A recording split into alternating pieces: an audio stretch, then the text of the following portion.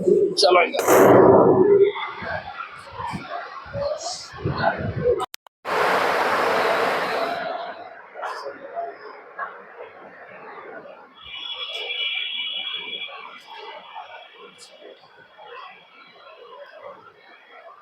देखिए, सेल्स में काफी कुछ हम लोग चलो क्या सेल्स में जितना मेन पार्ट हम लोग लगभग पढ़ ही चुके हैं। सेल कॉन्स्टिट्यूशन और सेल के टाइप और सेल लगभग पढ़ ही लिया। इंजरी सब खत्म ही कर लिया। अब इसमें क्वेश्चन में है pathological calcification, dystrophic and metastatic intracellular accumulation, type of necrosis, gangrene. ठीक है,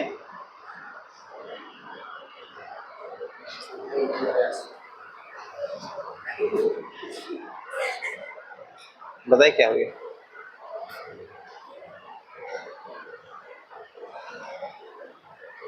अब अगला टॉपिक है, इसी का सेल्स का ही पार्ट है, इन्फ्लेमेशन एंड रिपेयर। ठीक है, इन्फ्लेमेशन एंड रिपेयर में सिंपल बात है, जब सेल्स इंजर्ड होती हैं तो क्या होता है, हमारी टिश्यूज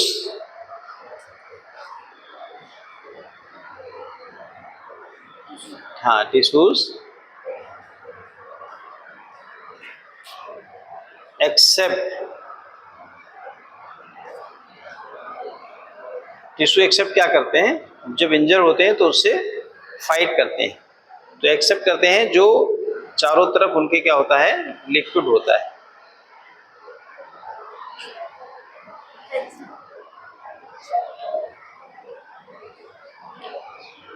ठीक है, तो क्या होता है, जो प्रोटेक्टिव मतलब हमारे इन्फ्लेमेशन के लिए क्या होता है, प्रोटेक्ट करने के लिए हमारी बॉडी में जो लिक्विड होते हैं, जो हमारी मेम्ब्रेन्स होती हैं, तो जो मेम्ब्रेन है वो प्रोटेक्ट करती हैं, पूरे बॉडी में प्रोटेक्शन करती हैं। तो उनमें क्या होता है, धीरे से जो टिश्यूज में डेड टिश्यूज होते हैं वो इकट्ठा कर लेते हैं अपने चारों तरफ से, ब्लड को अपने अंदर इकट्ठा कर लेते हैं। तो जब ब्लड इकट्ठा होता है तो क्या होता है, वहाँ पे स्वेलिंग होती है। तो इन्फ्लेमेशन किसे कहते हैं, अगर कोई वहाँ पर कुछ कंजेशन हो रहा है किसी चीज़ का, वो ब्लड का कंजेशन हो रहा है तो भी स्वेलिंग आ जाएगी। अगर वाटर का कहीं पर रिटेंशन हो रहा है तो वहाँ भी स्वेलिंग आ जाएगी। तो हमारी सेल्स क्या करती है, उस वाटर को अपने अंदर कंज्यूम कर लेती हैं और वहाँ पे स्वेलिंग आ जाती है। तो इन्फ्लेमेशन एक पार्ट है, कोई बहुत क्वेश्चन नहीं है। एक्यूट इन्फ्लेमेशन मतलब छोटी मोटी स्वेलिंग आ गई, छोटी मोटी कोई चोट लग गई तो एक्यूट इन्फ्लेमेशन होता है। और जो क्रॉनिक इन्फ्लेमेशन होते हैं वे क्या होते हैं, जब कोई हमको गंभीर चोट पहुंचती है या लंबे समय तक किसी बीमारी के कारण या किसी भी बैक्टीरियल इन्फेक्शन के कारण हमारी बॉडी जब फाइट करती है, लड़ती है, तो वो सेल्स हमारे शरीर में कहीं ना कहीं स्वेलिंग पैदा करती है। टिश्यू एक्सेप्ट वो हेडिंग छोड़ दीजिए, उसका इन्फ्लेमेशन हम बता दें, दूसरा बताते हैं, हम लिखाते हैं दूसरी टाइप में लिखाते हैं। जो इन्फ्लेमेशन है, इन्फ्लेमेशन की डिफिनेशन में लिखवा देते हैं अभी। ठीक है, अगला देखिए, एक्यूट इन्फ्लेमेशन। एक्यूट इन्फ्लेमेशन में क्या समझते हैं, बताएं। वैसे इन्फ्लेमेशन से ही क्या समझते हैं, सूजन है, मतलब वहां पे क्या हुआ है, कंजेशन हुआ है। किस चीज का कंजेशन है, जो सेल्स हमारी डेड हुई हैं उन सेल्स का एक कलेक्शन है और उसकी वजह से हमारे शरीर में क्या होती है, इन्फ्लेमेशन होते हैं। ठीक है, एक सिंपल एक्यूट इन्फ्लेमेशन में यही कहेंगे। ब्लड क्या होता है, ब्लड कंजेस्ट हो गया, ब्लड इकट्ठा हो गया, जैसे चोट लगी तो सेल्स क्या होती है, वहां पे ब्लड का कंजेशन हो जाता है। जहां पे ब्लड का कंजेशन है, ब्रेन में कंजेशन है तो वहां भी स्वेलिंग है। वहां किस चीज की स्वेलिंग है, जब भी कोई चीज इकट्ठा होती है यानी कि कंजेशन होता है। कल भी बात हुई, कहते हैं कंजेशन हुआ तो पेन होगा, और कंजेशन है तो मतलब स्वेलिंग है, वहां पे कोई ना कोई चीज, कोई ना कोई फ्लूइड इकट्ठा हुआ। जो बात करें ना, टिश्यूज क्या करते हैं, हमारे शरीर में जो फ्लूइड होता है वो एब्जॉर्ब कर लेते हैं। जो सेल्स एब्जॉर्ब करती हैं वो प्रोटेक्शन करने के लिए एब्जॉर्ब करती हैं। फिर से वो स्वेलिंग जब खत्म हो जाती है तो स्वेलिंग मतलब वो जो सेल्स होती हैं वो हमारे शरीर में पुनः अपनी जगह पे चली जाती है। तो स्वेलिंग क्या है ना, स्वेलिंग एक तरीके का डेड सेल्स या मतलब कंजेशन होने की पूरी वो है। तो ये कंजेशन को ही हम स्वेलिंग कहते हैं। Features, causes, vascular cellular event. जैसे वेस्कुलर की बात करते हैं, जैसे लंग्स में स्वेलिंग आ गई, बहुत सारे आर्गन है जहाँ पे हमारे स्वेलिंग आती है, कोई चोट जरूरी नहीं कि चोट ही लगे, बहुत सारी, जिससे एलर्जी हो गई, कोई मेडिसिन हमने ले ली, उससे भी देखिए पूरे शरीर में स्वेलिंग आ जाती है। तो वहाँ पे क्या होता है, वो मेडिसिनल कोई अग्रवेशन हुआ या कोई केमिकल हमारे शरीर में चले आते हैं तो भी बॉडी में स्वेलिंग हो जाती है। लंग्स में स्वेलिंग हो जाती है, जैसे आप देखते हैं ना प्लूरल डिफ्यूजन हो जाता है, पानी भर जाता है, तो क्यों हो जाता है, वहाँ भी सेल्स होती है लंग्स के पास, उन सेल्स में भी क्या होता है, जो हमारा मतलब प्रोटेक्टिव लेयर कहते हैं जिसे हम प्लूरा, तो प्रोटेक्टिव लेयर क्या करती है, जब कोई चीज़ जाती है बॉडी में, कोई बैक्टीरियल इन्फेक्शन या कोई भी ठंडी, ज़्यादा ठंडक ही लग गई क्यों ना, ठंडक में भी क्या होता है, इन्फ्लामेशन ही होता है। तो वहाँ क्यों क्यों इन्फ्लामेशन होता है, क्योंकि ठंडक में भी हमारी जो ठंड के कारण हमारी सेल्स जो है वे वहाँ पर ब्लड के फ्लो को आगे नहीं बढ़ा पाते। जब ब्लड फ्लो नहीं बढ़ेगा तो क्या होगा, स्वेलिंग आ जाएगी। तो ठंडक ज़्यादा लगने से हो सकता है, या कोई केमिकल लगने से हो सकता है, या किसी चोट लगने के कारण हो सकता है। तो इंजरी से भी हो सकता है, और इंटरनली जो पढ़ा है, पहले पढ़ा जो सेल इंजरी में, वो सारे पार्ट यहाँ भी आएंगे वही, कि अगर सेल इंजरी किन किन कारणों से हुई थी, उन्हीं उन्हीं कारणों से हमारे शरीर में स्वेलिंग भी आती है। ठीक है, टॉपिक वाइज थोड़ा डिस्कस कर लेते हैं। Inflammatory cells and mediators. Chronic inflammation जो बात कर रहे थे, क्रॉनिक इन्फ्लेमेशन में क्या होगा, जो लंबे समय तक किसी भी बीमारी के कारण हमारे शरीर में स्वेलिंग आएगी, वो हमारी क्रॉनिक इन्फ्लेमेशन होगी। Cause, type, classification, non specific with example, repair, bound, healing, primary. जैसे अभी स्वेलिंग की बात करेंगे तो हमारी किडनी में भी स्वेलिंग आती है। वहाँ किस कारण से आती है, जैसे कहते हैं ना हाइड्रोनेफ्रोसिस हो गई, यानी किडनी में स्वेलिंग आ गई, तो नेफ्रॉन होते हैं, उसकी स्मॉल यूनिट क्या है, नेफ्रॉन है। नेफ्रॉन में भी क्या हो गया, जब हाइड्रो कहते हैं ना, हाइड्रोनेफ्रोसिस, हाइड्रो क्या है, पानी, तो नेफ्रॉन में क्या इकट्ठा हो गया, पानी, तो क्या हाइड्रोनेफ्रोसिस, मतलब नेफ्रॉन में अगर पानी इकट्ठा हो जाएगा तो किडनी में स्वेलिंग आ जाएगी। आपने देखो ना, ब्रेन बड़े हो जाते हैं बोलों के, हाइड्रोसिफेलस, मतलब क्या हुआ, आपके ब्रेन में अगर पानी भर गया, मतलब इकट्ठा हो गया, तो कहते हैं हाइड्रोसिफेलस, मतलब ब्रेन बड़ा हो जाता है। तो स्वेलिंग बहुत सारे कॉज हैं जिनसे स्वेलिंग हमारी बॉडी में आती है। उनमें कोई आर्गन ऐसा नहीं है जिसमें स्वेलिंग के लिए हम पढ़ेंगे, सारे आर्गन में स्वेलिंग हो सकती है।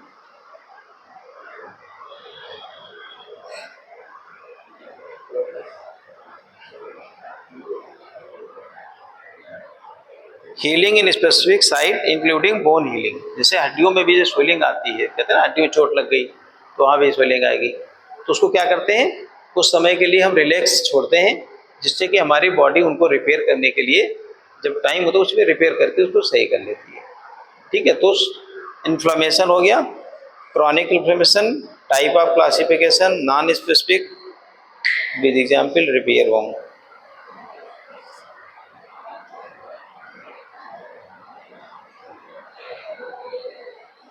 हीमोरेज क्या होते हैं, ये तो टॉपिक अलग है। हीमोरेज, हेमोरेज बोलते हैं ना कि हेमोरेज हो गया, हाँ हेमोरेज, पाइल्स में भी होता है बहुत जगह, हाँ हाँ बिल्कुल ठीक है। हेमोरेज नहीं, हेमोराइड्स बनते हैं। हेमोरेज का मतलब होता है ब्लीडिंग होने लगना, ब्लीडिंग होकर के वहाँ पे बना लेना। ठीक है, हेमोराइड्स ब्लीडिंग में भी है, हेमोरेज ब्रेन में भी हो जाता है, कहते हैं ना ब्लड के थक्के जमने लगना, तो हेमोरेज हो जाते हैं। तो वो भी एक तरीके की पार्ट है कि जब जमा होगा तो हमारी वेंस में भी स्वेलिंग आ जाती है। एडिमा क्या होता है, छोटे छोटे वर्ड प्लेस में एडिमा, स्वेलिंग आना, जैसे पैरों में कहें, हाँ गड्ढा हो जाए, एडिमा हो गया, स्वेलिंग आ जाना है, एडिमा बनना। ठीक है, थायराइड होगी तो भी स्वेलिंग आने लगती है, थायराइड जब बड़ा होता है तो उसमें भी स्वेलिंग आती है। तो एडिमा का मतलब है जहाँ पे स्वेलिंग हो जाए, या आप जहाँ पे कह रहे थे वाटर का रिटेंशन हो गया, पानी रुक गया। कारण बहुत सारे हो सकते हैं, मैंने कहा बहुत ठंड लगने से हो सकता है, कोई केमिकल खाने से हो सकता है, कोई, हाँ स्वेलिंग ही एक तरीके का। एडिमा का मतलब वहाँ पे कुछ ऐसा लिक्विड या फाइड इकट्ठा हो गया है जो वहाँ पे स्वेलिंग आ गई है, एडिमा बन गया है। मतलब यहाँ भी हो सकता है, पैरों में भी हो सकता है, कहीं भी हो सकता है। वेनस कंजेशन, एक वर्ड है वेनस कंजेशन। वेनस कंजेशन मतलब वेन्स होती है, वेन्स में कंजेशन हो जाता है, उसका एक एग्जाम्पल क्या है बताएं, वेरिकोस वेन। वेरिकोस वेन होती है, कहाँ पे होती है वेरिकोस वेन, कभी देखा किसी को? हाँ, वेरिकोस वेन बोलते हैं। कहाँ पढ़ा है? बताओ बेटा। वेरिकोस बहुत जगह होते हैं। पैरों में भी देखोगे नीली नीली नसें दिखाई देती हैं आपको। अक्सर कैसे देखोगे पैरों में नीली नीली नसें, उभरी मोटी मोटी नसें दिखाई देती हैं, तो वेंस जो होती हैं उन वेंस में ब्लॉकेज होने लगते हैं, तो उनको हम कहते हैं वेरिकोस वेन हो गया, मतलब वेंस में ब्लॉकेज आ गए। वेंस में ब्लॉकेज क्यों आती है? सब में होता है। वेंस वेंस का मतलब आपके पैरों में ज्यादातर दिखाई देती है। जो लोग लंबे समय तक खड़े होकर काम करते हैं उनको अक्सर दिखाई देती है, और मोटी नसें दिखाई देती हैं। नहीं नहीं, ऐसे नहीं होती, ऐसे वेरिकोस हाँ दिख रही, वो ऐसा नहीं, उस दिखने के वजह नहीं। अच्छा, वेरिकोस जैसे कहते हैं ना, वेरिकोस वेन कंजेशन कैसे होता है? वेरिकोस में क्या होता है? वेरिकोस वेन्स होती हैं तो उनमें क्यों ब्लॉकेज हो जाते हैं? वेन्स में क्या होते हैं? वाल्व लगे होते हैं। ऐसे समझिए, ये पाइप है, इस पाइप में वाल्व लगे। वाल्व का काम क्या होता है बताइए? वाल्व का काम क्या है? कभी पढ़ा? हाँ, वाल्व का काम होता है, जैसे आपने नल देखा होगा, नल जब ऐसे चलाते हैं तो पानी ऊपर आता है, उसकी वाल्व फिर उसको बंद कर लेती है, पानी निकल जाता है। यानी कि वाल्व का काम है एक ही डायरेक्शन में जाने देना। वाल्व का क्या काम है? एक ही डायरेक्शन में किसी चीज जाने देना। अब आपकी वे वेंस है, वेंस में जो ब्लड चल रहा है तो ब्लड एक ही डायरेक्शन में चलेगा। इसके लिए क्या लगी? इसमें बहुत सारी वेंस लगी हैं। ये व्हाइट बोर्ड कहाँ है इसमें? बोलिए जरा। तो वेरिकोस वेन में क्या होता है? वेंस के अंदर में वाल्व लगे रहते हैं। जो वाल्व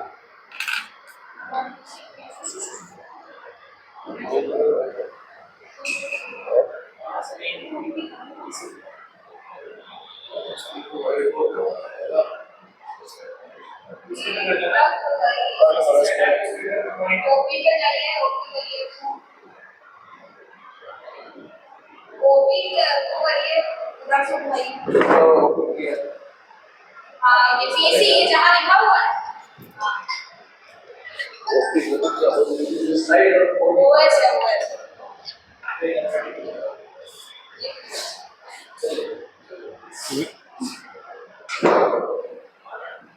जैसे देखिए, मैं बात कर रहा था ना,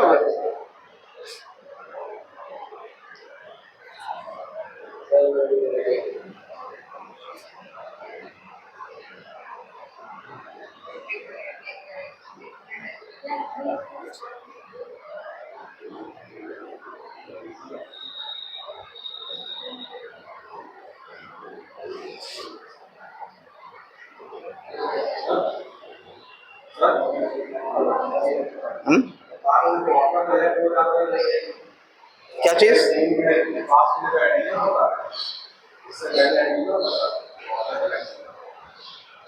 क्या चीज? एडिमा। एडिमा मतलब एडिमा भी स्वेलिंग है, यानी वाटर का रिटेंशन भी हो जाता है कई बार। वाटर रिटेंशन से भी हमारे शरीर में कई बार एडिमा होता है। हाँ, वाटर रुक जाता है तो एडिमा बनता है।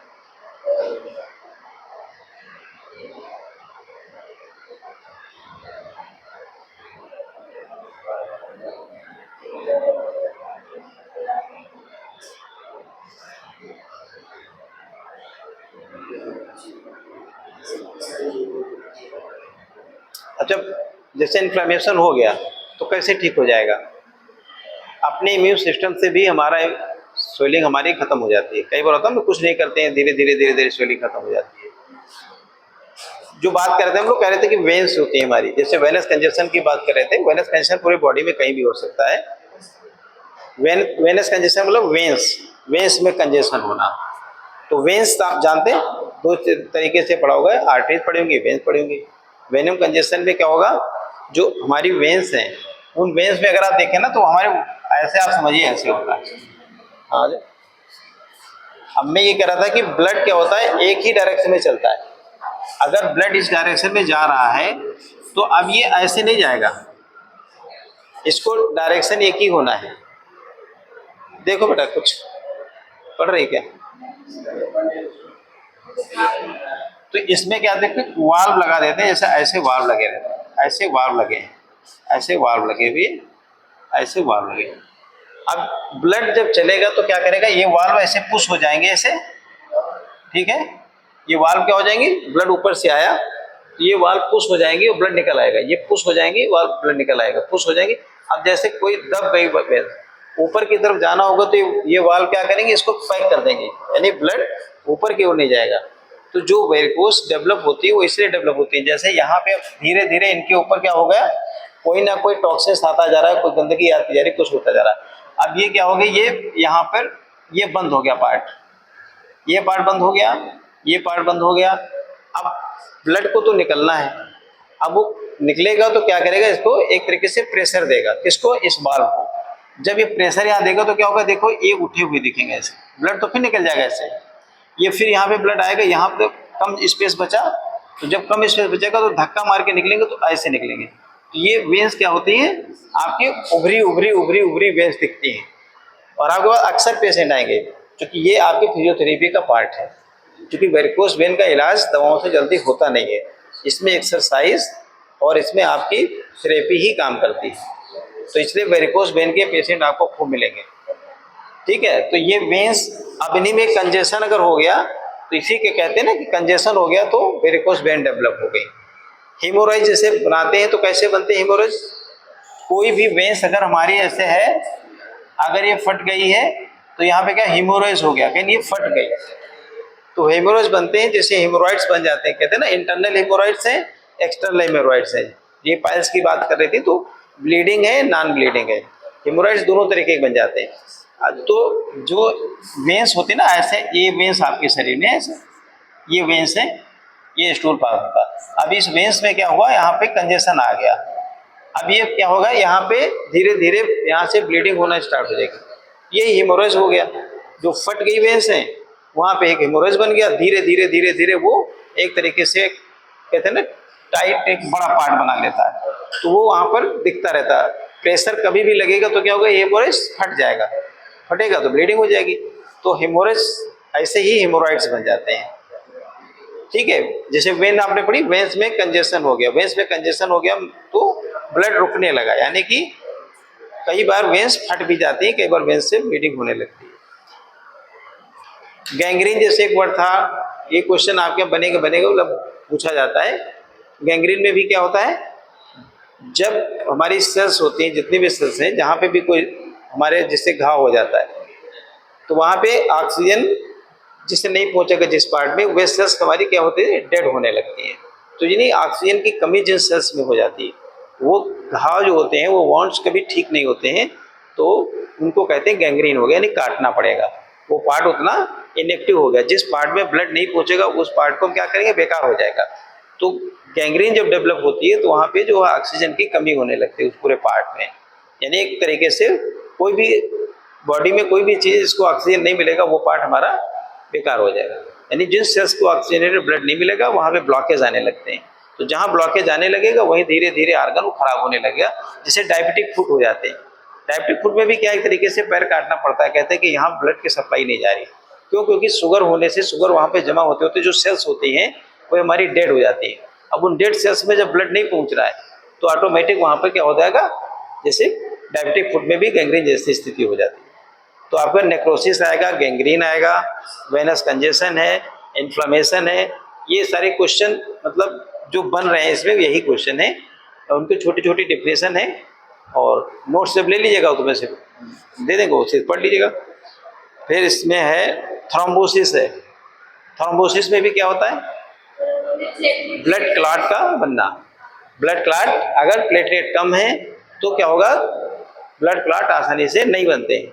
क्यों नहीं बनते हैं, क्योंकि प्लेटलेट क्या करती हैं, आपको ये टॉपिक अच्छे से समझ लीजिएगा। प्लेटलेट क्या करती हैं, प्लेटलेट हेल्प करती हैं किसको, ब्लड को बाइंडिंग करने में, बांधने में। तो जैसे आप ये पढ़ रहे थे ना, ऐसे ही आप ये समझिए, आपके ये हमारे पास वेन्स हैं या हमारे पास ब्लड वेसल्स है, इस ब्लड वेसल्स में ये ब्लड चल रहा है, ये ब्लड पूरा फ्लो कर रहा है। इस ब्लड को बांधने के लिए ये हमारे पास प्लेटलेट, पूरे हमारे इस क्षेत्र में प्लेटलेट चल रही है। अब जो ब्लड फ्लो कर रहा था, इस ब्लड फ्लो को इसके ऊपर लोड ना पड़े, इसके ऊपर लोड ना पड़े, इस ब्लड को कौन बांध के रखा था, प्लेटलेट लिए बांध कर रखता है। प्लेटलेट क्या करती है? As a binding. तो अगर मान लिया ये प्लेटलेट आपकी सही मात्रा में है तो ब्लड को बांध के चलेगा, बाइंडिंग में चलेगा। यानी इस ब्लड का प्रेशर इसके ऊपर भी नहीं लगेगा, इसके ऊपर भी नहीं लगेगा, क्योंकि इसको क्या है, ये प्लेटलेट आपस में बाइंडिंग किए हुए हैं, बांधे हुए हैं। तो आपकी जिस ब्लड वेसल्स में जहाँ ब्लड फ्लो कर रहा है, चाहे वेन्स में कर रहा है, तो इस पर क्या होगा, प्रेशर ज़्यादा नहीं लगेगा। यानी कि प्लेटलेट का काम है ब्लड को बांध के रखना। जैसे एक एग्जाम्पल है, बहुत सारे लोग हैं, उनको कंट्रोल करने के लिए पुलिस चाहिए। अगर पुलिस कम है तो लोग क्या कर देंगे, आपके ऊपर हमला कर देंगे, यानी अनियंत्रित हो जाएगा। अगर प्लेटलेट कम होंगे यहाँ तो ये ब्लड अनियंत्रित हो जाएगा, अनकंट्रोल हो जाएगा। जब अनकंट्रोल होगा तो ये क्या हो जाएंगी, फट जाएंगे। यानी कि फटेंगे तो थ्रोम्बोसिस डेवलप हो जाएगी। कहते हैं ना थ्रोम्बोसिस मतलब बनेंगे नहीं, क्लाट ही नहीं बनेंगे। तो जो क्लाट नहीं बनेंगे तो इसीलिए कहते हैं ना कि पढ़ा होगा कि जिनको प्लेटलेट कम हो जाती हैं बुखार में या किसी चीज़ में, तो लाल लाल चकत्ते बनने लगते हैं और नाक से ब्लड आ जाता है, सारी जगह से ब्लड आ सकता है। तो इसीलिए प्लेटलेट का होना ब्लड की बाइंडिंग में काम है। यानी कि ये जितनी ज़्यादा रहेंगे, अभी प्लेटलेट कम हो गए मान लिया, वही बता रहे थे ना, जैसे पुलिस 4 है, जनता 10 है, 20 है, तो क्या वो अनकंट्रोल रहेंगे। यानी प्लेटलेट भी उसी तरीके की हमारे ब्लड को बांधने के लिए पूरा जो है ताकत लगाती है कि ब्लड कहीं हमारी किसी वेंस हमारी फटे ना, बंद के चले। यानी कि अगर प्लेटलेट ठीक है तो ब्लड एक दिशा में चलेगा, एक समान चलेगा। और अगर ये कम हो जाए तो ये नस जो होती है, नसें फट जाती हैं। क्यों? क्लॉट बनाने की क्षमता उनकी कम हो जाएगी, अनियंत्रित ब्लड होगा। तो अनियंत्रित ब्लड क्या करेगा, इनको बाहर की तरफ फेंक देगा, फट जाएंगे। तो प्लेटलेट क्या करती है, ऐसे बाइंडिंग एजेंट काम करती है, ब्लड को क्लॉट बनाने में मदद करती है, थ्रोम्बोसिस में उनका उपयोग होता है। इसलिए प्लेटलेट हमारे शरीर में ब्लड को क्लॉट बनाने में मदद करती है। फिर है लंग्स, लीवर, ये सब पढ़ना है। लंग्स आप पीछे पढ़ के भी आए होंगे। लंग्स क्या करता है आपका, लंग्स का क्या काम है? हाँ?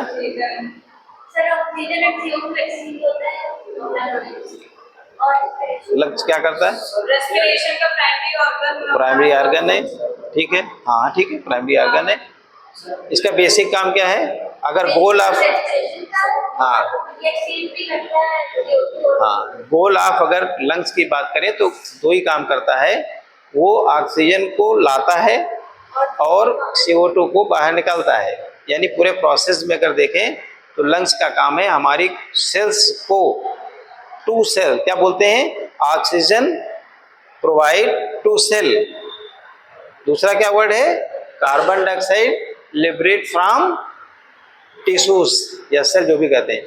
तो कहते क्या है, मतलब सिंपल परिभाषा में क्या है, O2 प्रोवाइड टू टिश्यूज को मिली, और CO2 क्या करना है, CO2 liberate from tissues. Word एक ही है, फ्रॉम टिश्यूज से लिबरेट होगी CO2, और टू टिश्यूज मतलब टिश्यूज को ऑक्सीजन देना। मतलब यही प्रोसेस है लंग्स का। लंग्स देखिए इसमें छोटे छोटे ही हो गए, क्योंकि इसमें लंग्स का पूरा चैप्टर नहीं है, मतलब ये तो एक समझाने के लिए है। स्प्लीन के बारे में कुछ बताओ, स्प्लीन क्या है, स्प्लीन क्या करता है? नहीं, किडनी नहीं, लीवर का पार्ट, ठीक है, किडनी का कोई पार्ट नहीं है। किडनी के पास क्या होता है, 2 किडनी होती हैं, नेफ्रॉन होते हैं, हाँ,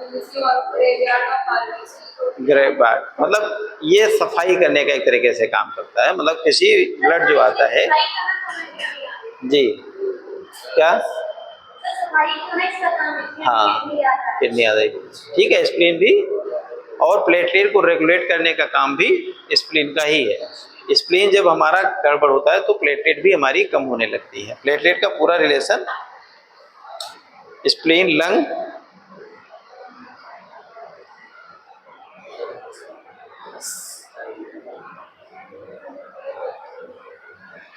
फिर लीवर का हम लोग बात करी थे, लीवर भी, हाँ, लिम्फेटिक